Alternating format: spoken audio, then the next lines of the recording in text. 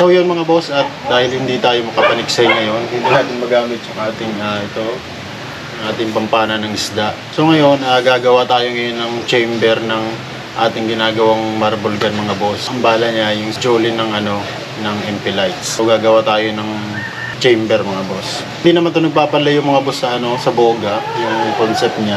So ito yung mga gagamitin natin mga boss. Meron tayong ditong didos na PVC. So may isang roller lang yung haba niya. Tapos ito yung gagawin natin divider.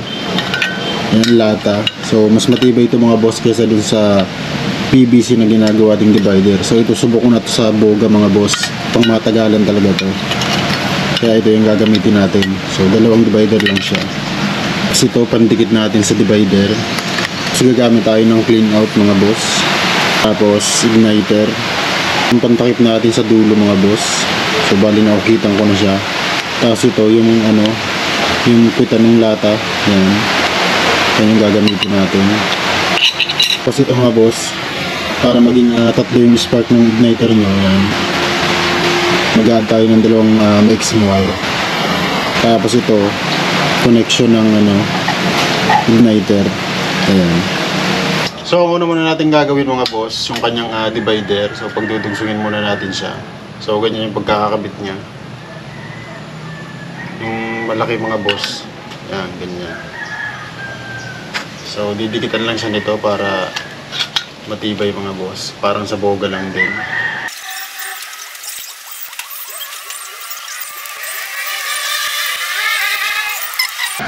So ngayon, saka natin siya ipapasok dito mga boss sa ating PVC. Yan, papasok na natin yung ating divider. So kailangan lang natin siyang initin mga boss para maipasok natin.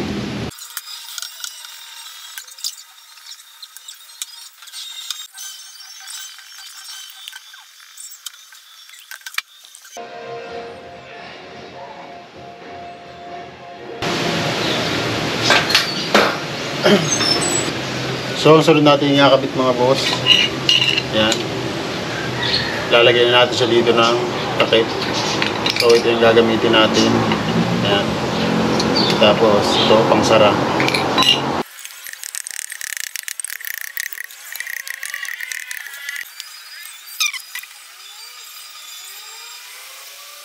So, ito na mga boss. Yan.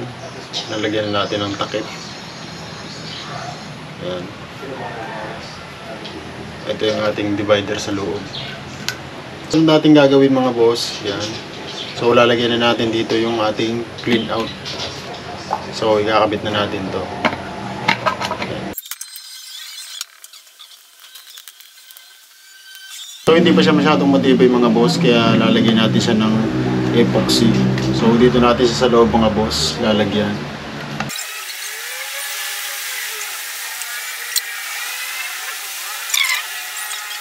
So papatuyuin na lang natin bago tayo mag-wirings nung sa ating igniter mga boss. Gagawin na natin yung ating igniter mga boss. Ayan, so bubutasan na natin siya dito. So bali 6 na butas siya mga boss. Ayan. Put muna natin yung sa ating igniter na galing sa lighter.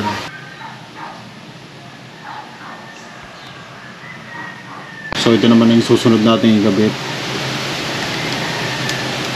So nakabit na natin yung 4 mga boss. So ayan na. Ito na siya. So bali nilagyan natin siya ng shoe glue para hindi na siya gumalaw-gulaw. So ayan mga boss. So bali itong dalawa na yung kakabit natin mga boss.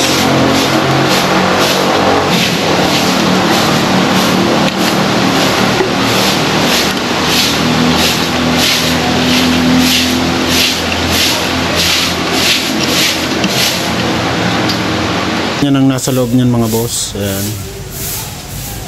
Ayan yung 6 na wire. So ganyan ang itsura niyan. Ayan.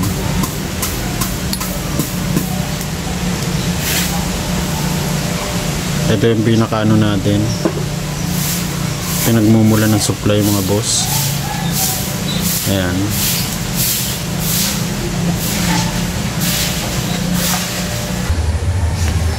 So ngayon mga boss, kakabitan na natin siya ng igniter para matesting natin.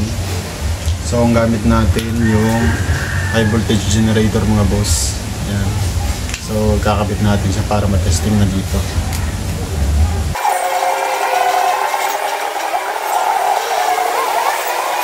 So ayun na mga boss.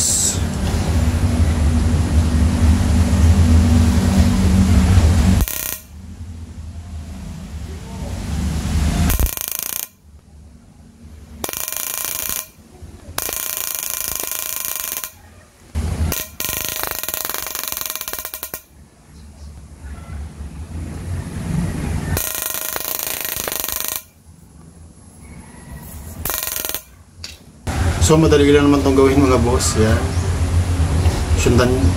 Sundan nyo lang yung video mga boss. Madali lang siyang wiring. Walang ano to mga boss. Walang mintis. So tatlo yung nag-i-spark sa kanya. So yun. So ayan na. Natapos na natin mga boss ang ating tank o chamber ng ating ginagawang marble gun. So madali lang naman gawin ito mga boss yung wiring. So sundan nyo lang yung video. So madali lang din naman pag-wiring. So ang gamit ko nga palang wire dito, yung stranded wire sa kuryente mga boss. Kagaya nito na medyo maliit-liit lang. So ayan, pareha sila yan sa loob.